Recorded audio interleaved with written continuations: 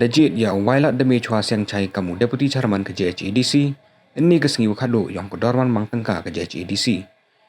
Depan man ya jied ya Deputy Chairman ke Council, haiwa DM duwi dan hiu kortong, Wyrta to Wailadameshwa Siangshai, uaman UMDC demus yang rangat konstituensi. Hadin baca jied uklam wayale perca, dayok ki kentin kitbong na UCM ke Council utombor ciwan, Deputy CM ulaski rembai, uya akmat kaliang perca Andrew Chulai wa kibi.